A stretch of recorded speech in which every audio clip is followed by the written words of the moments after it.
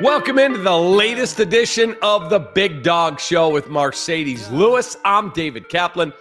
The Bears coming off a tough loss. What happened? I'm going to. Relax. Not my first rodeo there, kid. All right, 3, 2, 1. Welcome into the latest edition of the Big Dog Show with Marcedes Lewis. I'm David Kaplan. Bears coming off a tough game against the San Francisco 49ers. The Big Dog Show is brought to you by Ankin Law, 312-6 million for the great attorney, Howard Ankin, and your Chicagoland, Northwest Indiana Chevy dealers. They are the official truck partner of the Chicago Bears. Big Dog has a special guest, Megan Olivi, who was actually on the game call on Sunday in San Francisco and is also a UFC analyst. So we'll talk a whole bunch of stuff with her. But Big Dog, holy cow, man. I sat down, and when my son turned to me at 21-0 and goes, "Dad, are we ever going to win again?" I went, "Oh, God, not good." What happened? Oh, man. Why'd you have to say that? I think it hits different when it's coming from kids. Right. You know, because when you think about kids and how they feel about, you know, their favorite players and sports and what they would want to do when they grow up, it's always like a childlike faith, right? And if he's turning to you and asking you, are we ever going to win a game again? Like, that's tough to kind of digest. And obviously, from outside looking in, like me, and, you know, that perspective is kind of tough. But I don't know, man. I don't expect to come out that way. I know we talked a little bit last night when I was on the plane. You know, it's one of those things I don't have all the answers, you know, and I'm not going to pretend like I do. But I do know it's something that can't be fixed in 4 weeks. You know, all we can do is just go out there and continue to try to put our best foot forward. But, you know, teams are coming in and, you know, obviously they're getting paid too to game plan and do their thing, and they're beating us to the punch. What do you do? You know? You know, it was interesting to watch. Like, I see Caleb out there competing and trying, and the easy answer, well, boy, the offensive line didn't do a good job. He got sacked 7 times, and some of them I felt like he held the ball too long. It just seemed like it was from the jump not going to be our day. Fair? Yeah. And then, you know, watching it from the sideline, you know, times when I'm not actually in the game, it just seemed like we were just getting beat to the punch. And, you know, whatever we were doing, I felt like they were one step ahead in certain aspects. And, you know, even from watching our defense on the field, it just felt like their offense happened to call the right play at the right time and would catch us in weird predicaments. And Kittle went crazy yesterday. Whoa. I mean, you know, they go into the game. You know, you got Debo in there. You kind of know what Debo is about, right? Running the ball, gadget guy, play action pass, strike routes. He didn't catch any of those. He didn't really get going too much. And you're like, okay, if we can keep Debo on the wraps, we got a pretty good shot. McCaffrey's not in the game, so the running game can't be too crazy. But that system that they have, the zone read, the outside zone running game with the passes off of it, it's just hard to defend when you got the run game going, and they got it going pretty early. And, you know, we just really didn't have no answer for it. So here we go again with 4 more games guaranteed. And, you know, it's about just staying stuck to the process and, you know, just trying to go out there and put your best foot forward. One more before we bring your special guest in. Did you notice anything good, bad, off during the week? Obviously, Coach Eberflus was gone. It was the first full week with Thomas Brown. You had that mini bye since Thanksgiving. Did you notice anything in the building, or it was business as usual? It was business as usual, but it's inevitable not to kind of keep an eye on like what's going on around you. Obviously, fire the head coach, interim coach in. You're trying to pick up on little things to see like what things are going to be changing. But we had a really good week of preparation. I felt like the energy in the building was really good. Practice was the best we've had in a while. So, you know, no excuses. I mean, you got to give credit to San Francisco. They were playing at home. That crowd gets crazy, especially when they get ahead, and they jumped up on us pretty quick. and they never look back. So, that's the way it goes sometimes, the NFL. And like I said, these issues are not going to be all fixed in 4 weeks. Your special guest was on the call of the game on Sunday in San Francisco. She's also very, very well respected in the UFC world, which if somebody said, tell me what Marcedes Lewis' favorite sport is, I wouldn't say football. I'd probably say UFC, at least as a fan to sit and watch. Is that fair? Yeah, no, that is fair. And I think, so I started training mixed martial arts in 2011. That first year, I just got addicted to it because it was something that I couldn't pick up right away. And so mentally, my mind was just always going. I could never, it was hard to stop the fight mentally with okay, I had jiu-jitsu this day. I couldn't pass guard. Why couldn't I pass guard? There were drills where I'd be on my back and I'm supposed to be able to take somebody else back and I couldn't quite get there. One of the cool things about BJJ and being on the ground and mixing it up is there's always an answer. If you can control your breathing, your thought processing, and just be in those moments, there's always an answer to get to where you need to go. And so for me, it's almost like when you're on a golf course and you get that one shot and that shot is just good enough to keep you coming back. That's how I felt. And then obviously that translated into the Muay Thai aspect of it, the wrestling aspect of it. So I've been going to UFC fights for a really long time. And like you said before, Megan is somebody that is well respected, not just in UFC, but she's doing her thing in the NFL now. And she's one of the hardest working women that, I know and have the privilege to know, and has been a really good resource for me and a really good friend of mine. So I'm excited to have her on. All right, let's bring her in. It's Megan Olivi, who was on the call of the game on Fox yesterday. But yeah, UFC is a huge part of your life. Your husband is a very accomplished UFC fighter. So how'd you get to meet my guy, the big dog? Because when you meet him, you will never forget him. No, never. And that was so kind. Thank you for saying that. Not me crying before I come on the show. Honestly, I think, first of all, he kind of stands out from our crowd. He's a little bit bigger than the average UFC fan. So we get a celebrity list every show, and we'd see his name on there. And literally, it's really cool because for years, Marcedes would be coming, and it wouldn't matter if it was a fight night, a pay-per-view, where kind of in the country it was. He'd be there, and he didn't just come for the last 3 fights, which a lot of people do who don't really know that much about the sport. It's kind of just like a see and be seen thing. He'd be there for the early prelims and know what was going on and why he liked a certain fighter in each fight. And, we just kind of got to know each other there. And when I started with NFL, it's been several years, but this is my first full-time season of all, 18 weeks. He's been so supportive and so great. And it's just nice to know that, I'm the new kid on the block in that realm. But when you have a familiar face or somebody who's rooting you on or you can use as a resource, it is so unbelievably helpful in a world that is a little bit overwhelming at times. Yeah, no, for sure. And I think knowing that aspect of it and how tough it is, obviously it's tough just for men getting in and transitioning and even athletes trying to get into the world. And there's almost a sense of, it's like for me, if I wanted to start tomorrow, right, I'm pretty sure that I could probably go in there and do that. But it's people that have been working their whole lives just to do this. So the competition aspect of it too is a little daunting if you let it, So as far as with you, I'm just, like I told you yesterday, just in gratitude and obviously watching you from afar and watching you do your thing. And it's just been really cool to see. Yeah, we're lucky we're friends. It's been really great. The Octagon brings people together. No, for sure. So what inspired you to kind of pursue your career in sports analysis, and then maybe share a little bit your journey? Yeah.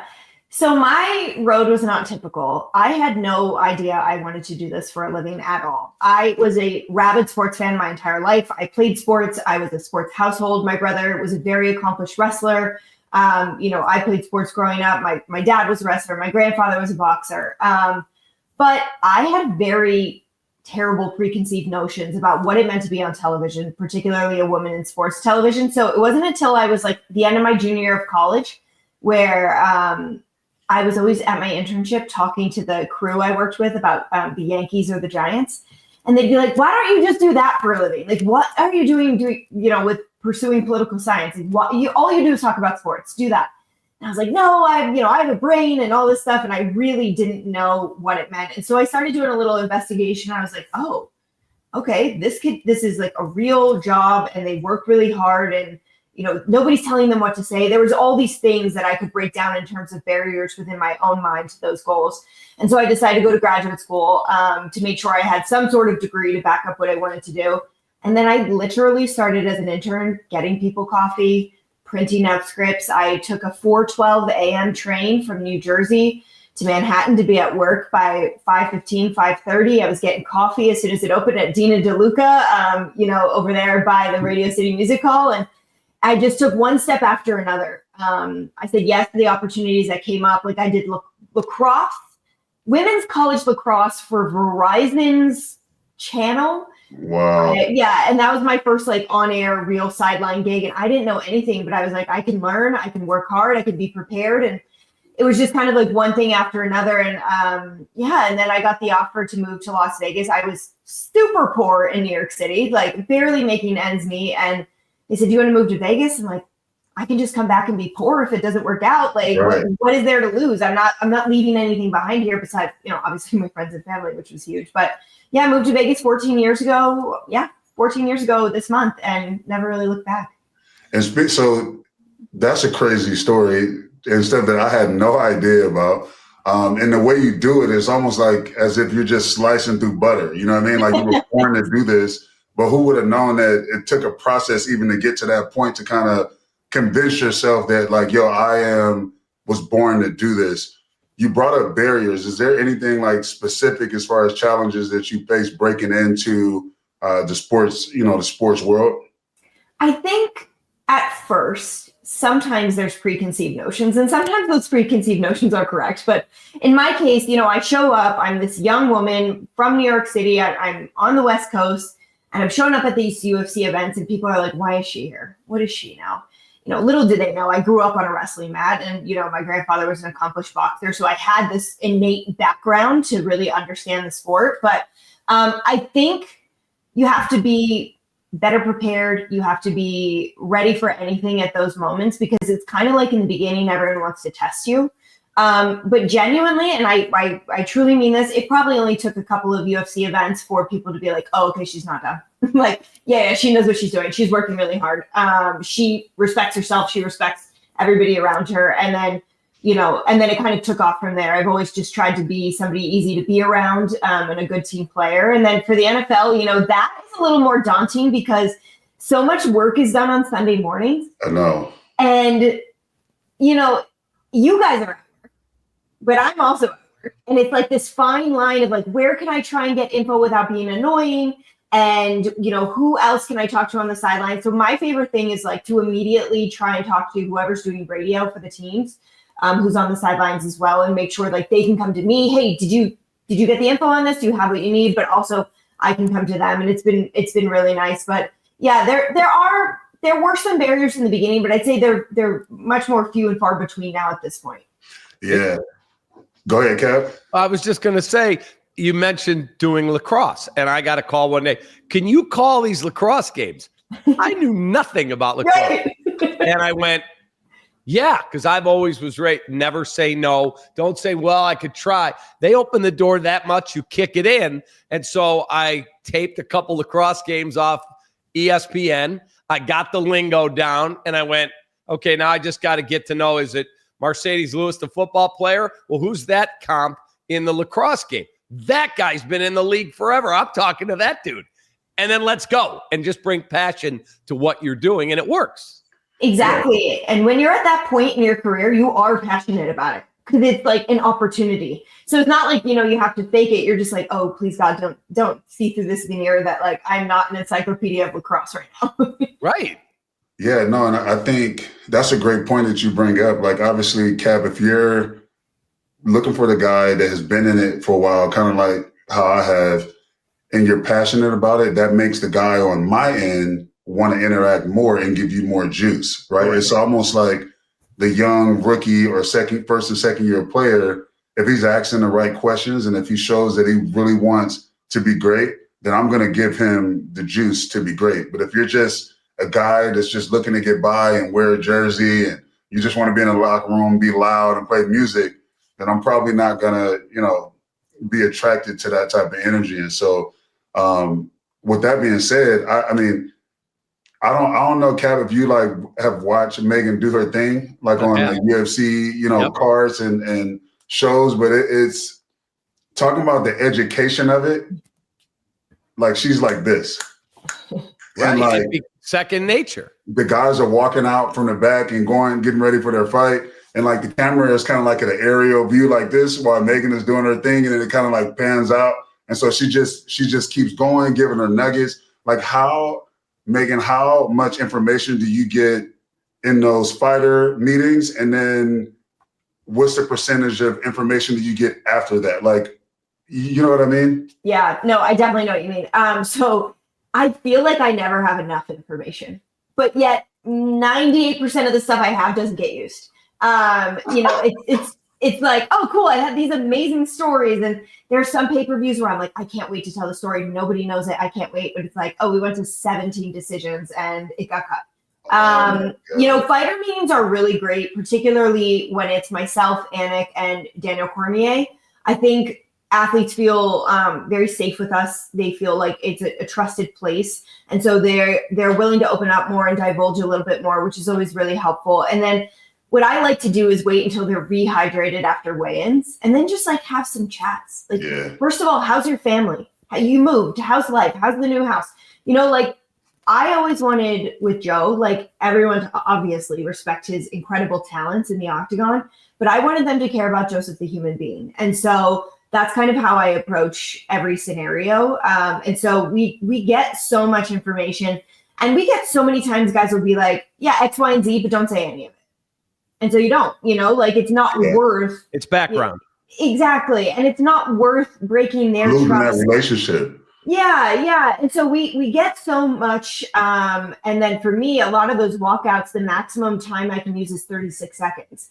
And so you're trying to say, like, what can I get out there that will make the world care about this individual in 36 seconds? And that's usually how I try to frame whatever I'm saying on air.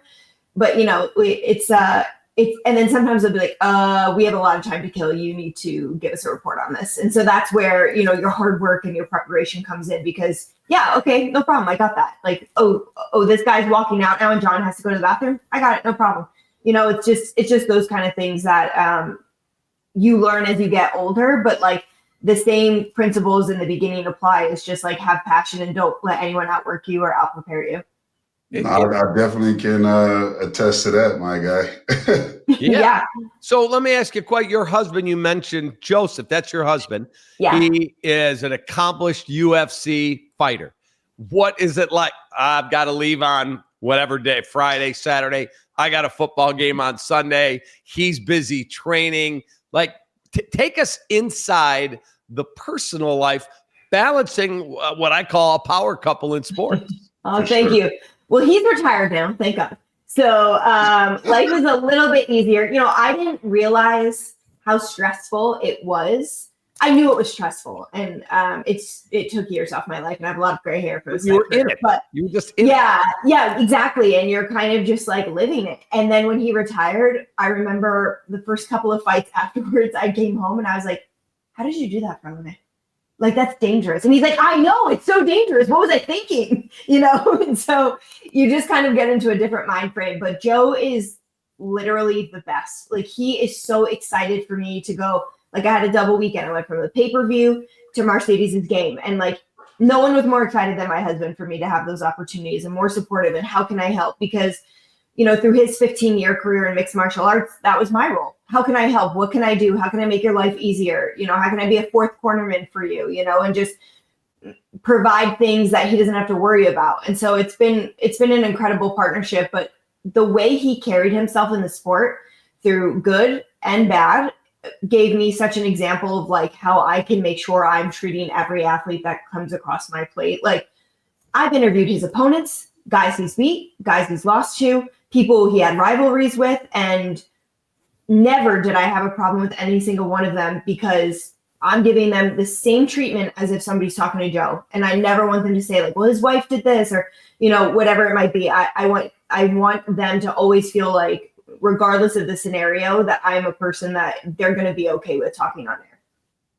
That's really cool. And I would think, it's easier said than done, and you make it, the way you speak about it is so eloquent in a way that it's like, you would think that it'd be easy, but that shit is not easy. And like what is, have you ever faced like pushback or bias in the industry, and like, how did you overcome it? Like, obviously, if you were unattractive doing it, it would be totally different, right? But the fact that you're attractive, you're intelligent, your husband did it. So the energy there with guys, like, it's just, I'm just thinking in my mind, I would probably lose my mind. Like, what was your, like, how did you navigate that space? I think just always trying to like lead with grace. I think guys, like I've always been with Joe. I've never not had this job and not been with Joseph. I moved to Las Vegas in part for the opportunity, but also like Joe was in Sacramento and it was a little closer to this guy I really liked, and let's see what happens. And so that was Team Alpha Male, right? Yes. Team Alpha Male, his team that he was with, Uriah Faber, was that his gym? Yep. Mm-hmm. So Uriah Faber has a gym, and like Cody Garbrandt is a really good friend of mine. Was with Team Alpha Male, and that's where he was fighting at, and that's what she's referring to. Yeah, and so I always just tried to carry myself with respect, and I don't think I give a presentation of myself that is untrue. I think people already know, like, hey, I respect myself, I'm going to respect you, and so nobody like ever tried anything silly. They were always really good with me, and then I think. Even like he coached The Ultimate Fighter against Henry Cejudo, which Cap is like, I'm sure you've seen it, but it's a reality show, but they film for like 8 to 16 weeks and they're around each other all the time. And usually it's two coaches that don't like each other. And that was the scenario. And, so at one point Henry was like a very heated rival, but he knew like I wasn't going to take that out on him. And so I think when there'd be a little bit of pushback, the way I carried myself in the scenario always kind of helped. And then we got over whatever hurdle that was. And I remember after he fought Henry, he came over to me and he gave me a hug and he said, your husband hits like a Mack truck. And like, it kind of, everything was kind of over then, and so it was, you're always going to kind of come across these scenarios. Every once in a while they'd be like, well, you're not going to say this to his teammate who's fighting me. And I'm like, why? I would never do that. And then as you start to build trust, I think like all that pushback kind of goes away. But it's all about, to me, like how you carry yourself, because there's a lot that people can garner from a scenario without even talking to you and just kind of seeing how you move. And so I've always tried to just make sure that it's the right steps. Yeah. What was the sideline like yesterday? You're trying to work both sidelines. One has got a decided advantage in the score pretty early. How do you navigate that where, okay, I got to go to that sideline because they're winning, because guys don't want to talk. I was a coach in college. You don't want to talk when you're getting pounded. Yeah, well, I don't talk to them during the game, so that helps a lot. You know what the crazy thing that dictates a lot of where we go is injuries. So we see the blue tent pop up, we're running over there. We see somebody down on the field, we're kind of running to follow that, because all of that information is usually fed by the sideline reporter, whether or not you actually hear it from them. So there were a couple times yesterday, like Isaac Garendo, he quickly went into the Niners tent, and then I thought he was walking back to the bench. So I told the truck, like, hey, he's in the tent. They got a camera on him. And they said, oh, he's out. He looks like he's walking to the bench. And I was like, nope, he's going to the locker room. And so they can get cameras and kind of follow all of that. So when you have a game that isn't necessarily like super close, there are also things to garner from both sides. Like, how are they interacting with each other? What are they saying to one another? Who's warming up that maybe wasn't necessarily going to play at this point in the game? And so I think there's always something to be gained and to be learned. But I also try like to not repeat things that you might hear or see guys do that doesn't need to be said. That's why people trust you. Yeah. Thank you. So it's about using discretion as well. I mean, it's my job to give as much information to the truck as I can. but sometimes things are just the way they are. You know what I mean? And so you just try to guide it. And football's crazy. So you never really know. It could be the score, the start of the fourth. And then at the end of the fourth, it's a totally different score. So Sure. yeah, just trying to like not lose sight of it. But working two sidelines is nuts. It really, I mean, the football feels gigantic. It's nuts. How do you balance objectivity with your personal preference as a fan? I mean, I feel like once you have a husband that fights somebody else in a locked cage for a living, like you can be objective about anything else. Like I don't, you know what I mean? Like Yeah. I have no bias about any of these games that I cover. There's certainly guys you in your heart, you're like, oh, I hope they do well because they're good people, or their family, or they just have had a struggle or whatever it might be. So there's certainly times where your like heart tugs a certain direction. But in terms of doing the job, like genuinely, you're not trying to punch my husband. I do not care what happens. Like, I don't. The only time I've ever cared about an outcome for anything I've ever worked is when Joe fought. And that was not something I ever hid. I immediately told the Fertittas and Dana White, like, hey, I just want you to know I am dating a guy on your roster. If you want me to come on board, that's fine. But I need to be very clear about it. And so, yeah, so like in terms of present day, I think everybody, has guys or girls or, football players or coaches that you're just like, oh, I have a connection with them. Or, I think they're a really, really great person. Or they took time out to talk to me. Like, this is great. But at the end of the day, like, that doesn't serve them either to make it just kind of seem like, hey, they're my favorite. And so, it's the objectivity now at this point is quite easy. There's a young lady out there listening and says, God, I want to do what she does. Or I actually met with a girl the other day. She was an intern at the radio station I work at. And she said, I'm the play-by-play voice for Northwestern University women's basketball. Cool. She said, I want to be a professional play-by-play person and do sidelines. If you're speaking to someone like that, a high school girl who says, God, I'd like to be like Megan, what advice would you give them? Do the work, do every single step, even though you so badly probably want to skip a bunch, or social media makes you think that you don't need them, or you see one person ahead of you that you feel like you're more talented than. Like every single step will teach you a lesson, whether, it's getting coffee and printing papers, or it's learning to actually do proper research, whatever it might be. Every single step is important. And then when you get to the position you want to be in, you are better equipped to help others. I would say besides that though, my other key thing, sorry, I don't know if that's my audio. My other key thing would be learn to produce.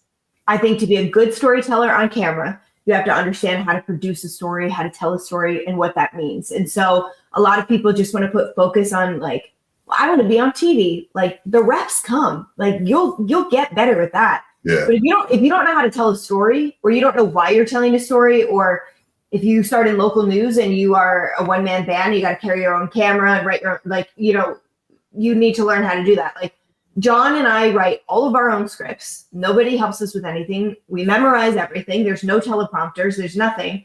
And that is an important skill because we know how to write for TV and we know how to produce. We know, okay, well, I'm going to talk about this because we have, for instance, I talked about Pantoja and Jose Aldo this past weekend, because I knew we had just gotten these photos of them when they were young. Yeah. So it was like, okay, I want to make sure I can tell a story where we have great images to back it up. And so I would just say, like, do the work and truly, if you really want to be on camera, learn to produce first. And then that will take you much further than just like reps off a teleprompter. That's some great insight. Is there anybody that you worked with that kind of like, or that you have now as like a mentor, that you've had to kind of help you kind of navigate that? Yeah, I mean, I was kind of like one of the first, I was the first one to do this role for the UFC in terms of what you see now on like a pay-per-view broadcast, but people like Karen Bryant, Evelyn Rodriguez, and Carolyn Pierce, like we were all kind of doing this together. Karen was in the industry before us and she was really helpful, like even stuff like in scrums, making sure we had room to fit our arm in with a microphone, So they were all like super pivotal to me and still are to this day. They're people I'm really close with. And then I've been fortunate to have Kelly Ripa give me some great advice throughout the years, both on a professional and personal basis. She's absolutely incredible. She's a powerhouse at what she does, and she is so generous with her time and thoughts and considerations to things. And and then all the women at NFL on Fox, like everybody you see on a sideline on a Sunday for Fox, they are all just tremendous, willing to help, friendly, full of advice. Like they have been so great, and they've made the transition over to football, particularly full time, a lot easier as well. That's really cool, man. Yeah, what's they're your great. favorite game or event you've ever covered? You went, that was awesome. Probably, oh God, this is going to be a controversial answer, but like a lot of Conor McGregor stuff. You know, when he was at the peak of his fame. I mean, when he fought Jose Aldo, we went on a world tour. We went to 3 continents. I think it was 9 countries in 11 days. It was nuts. Like, it was nuts. And then the fight, the way we had this buildup, and then the way it ended was insane. I did the world tour with him and Floyd Mayweather. I was Conor's reporter during that fight. That was pretty nuts as well. And then when he fought it, I think when we got mixed martial arts legalized in New York and we had our first event at Madison Square Garden, you know, personally, I used to grow up going to events there. So that was really close to my heart. And then Conor that night did something that no one had ever done by winning 2 world titles, consecutive. He was a champion at 145 and 155 at the same time. And that had never been done. And so, you know, a lot of those big moments, it's when, you know, you felt like the whole world was watching. And I would say the other one that stands out to me is Fight Island, the first pay-per-view we did there.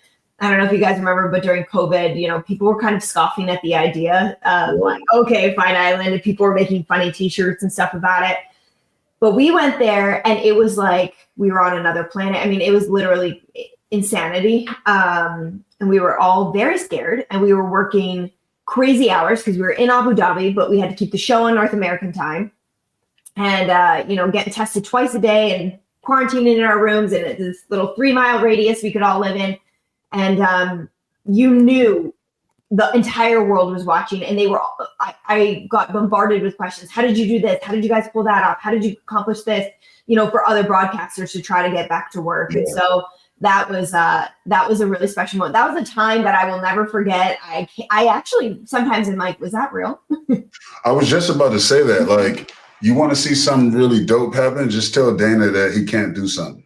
Mm-hmm. You know, like I remember watching that and just hearing everything surrounding the event and getting it ready. And obviously at that time, I was still in Green Bay at that time, Cap, and like the COVID test that we had to do every single day, sometimes twice a day. You go into the shed and you got to go to practice and then meetings. We can't sit by each other and wearing masks. Like, add all of that, and then you go fight somebody, you're going to bleed in that octagon. You're like, football's a little different. Most guys wear gloves. We have helmets on. So like, as far as like the contact, we're going to hit each other. There may be some type of sweat exchange, but you're still almost fully covered. You're not on the ground wrestling. You're not jujitsu. You're not punching each other, splitting eyes open. Like it was really crazy to see. And like, to be there would have been really awesome. And like, now you're a part of that. Like, that's cool. I think that I became a better broadcaster because of doing that. Try doing a talk show 3 hours a day, 5 days a week with no sports for 3 months. Oh, God. You better be able to come up with topics and talk and be entertaining, or people are like, I'm out. I'm out of there. So, Megan, okay, we're going to switch gears before we let you get out of here. So, whether past, present, or future, and you had to give an interview to any athlete, who would it be right now? Okay. This is a weird answer, but I'm going to say Roger Maris. I grew up a gigantic Yankees fan. What a great answer. No, thank you. Just to let you know, the baseball world, Cap is super indulged. I did the Cubs for 25 years. Oh, amazing. Okay, yeah. So I would say Roger Maris. The Yankees were my first love in life. I mean, don't even talk to me about this year. Joseph and I went to the World Series. I mean, yeah. But I don't know if you've ever seen the movie 61, but Roger Maris was kind of like vilified a lot by the press, and he was this really, really good dude and just hitting home runs, you know, just trying to play baseball, do what he loved, and he was very talented. And him and Mickey Mantle were actually friends, and it was, you know, but it was kind of illustrated in a very different way. And so my favorite thing is to like get to the human behind the athlete. And so to be able to sit down with him and like get the world to know him as a person, as opposed to just the ball player or the painted picture that the press had given him, I think that would be who I would choose. That was one of the things, the genesis for wanting to do this with Big Dog, because how many guys play 19 freaking years? I'm not talking about a punter or a kicker. Right. He's not long snapping. I'm talking about a guy who's got to play in a violent position. And as my partner Ryan and I had gone out and had dinner with him multiple times and just talked to him, the depth of knowledge about life that he gained by being a professional football player, what he overcame as a child, like, it's so much more interesting just going, what was it like playing in Jackson? Who cares? I want to hear more about his story. What makes him no one else has done what that guy's done. Yeah, exactly. It's and obviously, like, I'm grateful for every day, and I feel like I have to earn it every day, and I work like I owe somebody something, not the other way around. And I've always been that way, and I think that's the catalyst for being where I am in this moment, is that I know that nobody's going to outwork me.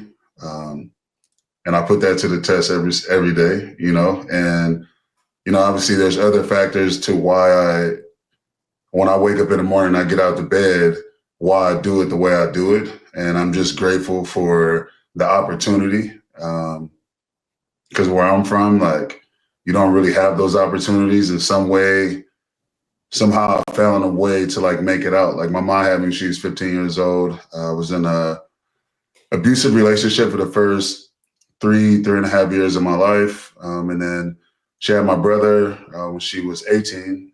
And so like my childhood was just unconventional. I was forced to grow up really quick. I was forced to really confront, like, look in the mirror and confront the truth that if I don't make it out myself, we're not going to be able to do this, right? Because we're just set up to fail. The system is set up that way. I have my granny who kicked my mom out because she was pregnant with me. And then my granny's husband, who was making passes at my mom. And you know how it is, like, back in that day, like, the women are more like insecure and they feel like they absolutely need the man to try to kind of like validate themselves that, like, it doesn't matter about your kids. And so she kicked my mom out. We're bouncing around. We live in a car for a while. My mom get her first apartment without even having like a real job. She got it with like a Social Security card, paying like $250 a month. Section 8, just crazy. And then there's one incident where my mom got beat up really bad. Like, the guy broke her jaw, pulled her hair out. It was crazy. And then my grandmother led us back home. And this is around, like, I was probably like 4 or 5 years old. She led us back in the home. And then my mom at that point was working a couple jobs, trying to just save money, make ends meet to get out my granny's house. And then we bounced around for a little bit, and she ended up getting married when I was like 9 or 10. She ended up getting a divorce after 26 years. It was just, you know, it just ran its course, and it was just, you know, it was just time. I think at that point they kind of just grew apart amicably. And needless to say, like, I've learned so much throughout that time, and it's made me who I am today, like, as a person. And I've been able to show up authentically, and not just being a student athlete in high school, being the best I could be in college. And then now it's just like a microcosm of like what I've been through. And now I can give it back to the guys around me. And I think at this point in my career, this is just football paying me back, and me still busting my butt to earn my keep. And, you know, here you are, or here I am with 19 years in the books. Is pretty crazy. I just want to tell you that, I mean, you said you're able to give back to the guys. Like, I spoke to Caleb this week, and he mentioned you and how your lockers are like 2 or 3 apart, and that he's always asking you questions, and he's not scared to ever ask you anything, and that you take your time and you give him advice. and not just on a football field basis, but also on a personal level. And he was so complimentary of what he's able to garner from his friendship with you, both as a teammate and as a person. And so, I hope you hear those things more often because they are resonating with the people around you for sure. Well, I appreciate you saying that. And, obviously he's one of my boys, and, football has made me obviously a good football player. We get that, that's cool. But if that left tomorrow, I would still be okay because it's made me an even better person. The prospects that football presents, you can't get in the real world, right? In the real world, you're kind of learning as you go and kind of touching the fire. You got to touch it to know that it's hot. And football, it's it's right in your face.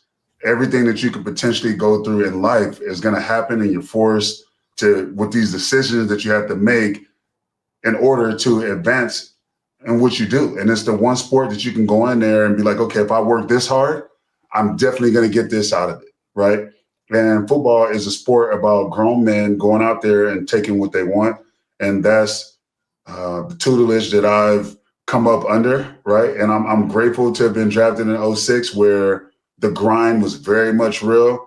2-a-days did exist in a crazy way. And sometimes it was 3-a-days. And now here I am in this world where this is dessert for me. It's guys that are complaining, man, we got to practice. Are you kidding me? We have one practice a day plus a walkthrough, and this is how you. They have no idea, big dog. No idea. And so, I'm older than you, obviously. I played Division III. We had 3-a-days, full pads, all of them. And that's how it used to be. And part of my giving them the education of the game is letting them know that hey, we get to do this. We don't have to do this. There's so many people that are sitting at home right now wishing that they could do this.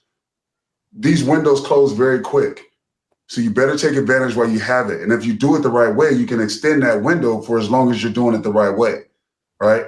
But as soon as you start feeling I'm not having fun, I'm complaining every day, I don't know why we have to do this or why we have to go to practice, you should probably go find another profession because you might get hurt out there with that mentality. So I'm very grateful. And Megan, I'm very grateful for you coming on and sharing your insight. And obviously we've been wanting to do this for a long time, and I appreciate you making the time because I know you're superwoman out there, and it's been very, very exciting to see. You guys are the best. Thank you for the opportunity. I'm coming back anytime. I'm making Joe come on next time with me. And Cap, you got to come to a fight. All right. So you let me know when you're coming. We're going to come out there. Big Dog said as soon as the season's over, we're meeting him in Vegas. Yeah. So perfect. We'll go to dinner. And the other thing is, I know you're a Yankee fan. I'm sorry that Juan Soto's now a Met. You know what? It's fine. It's Bobby Bonilla. It's going to be fine. Everything's fine. $755 million. Wow. No, I didn't. It's fine. Everything's all right. It's not even thinking about it. Thanks. Where can people follow you on social? Just at Megan Olivi on Twitter, which I don't really use, but Instagram I do use. So at Megan Olivi there. And always, if you're listening and there's anything I can help with, feel free to send me a DM. I'm always open for advice or whatever else I can help throughout the journey. And we will send you a link to this. If you'd share it, that'd be awesome. You got it. All right. Thanks for joining us.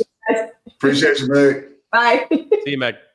Megan Olivi. She was awesome. Really, really cool. She's the best, bro. She's that's how you want to be right there. And you can tell that she's just done it the right way. She's done it her way. Her husband, who's super gracious and was a really great fighter when he fought, a lot of respect for Joseph. And it's really cool to have them on or have her on. All right. You got Monday Night Football, and you got 3 games in 16 days. You ready? Yeah, I was born for this, man. I think it'd be super cool. If you have a process, which you have, to go, oh, what a great challenge. Monday, Sunday, Thursday. Yeah. Pretty cool. Yeah. I mean, it's obviously it's different now because back in the day, we didn't have Thursday games, right? And I feel like the way it's set up, it was never this consecutive like that. That's just something new. And with TV deals and things like that, it's causing for us to play more often with, not many days to recover in between. So as you mentioned, the process is always super important. That process being taking care of your body, getting off your feet, and then mentally kind of like relaxing a little bit. Like this game is,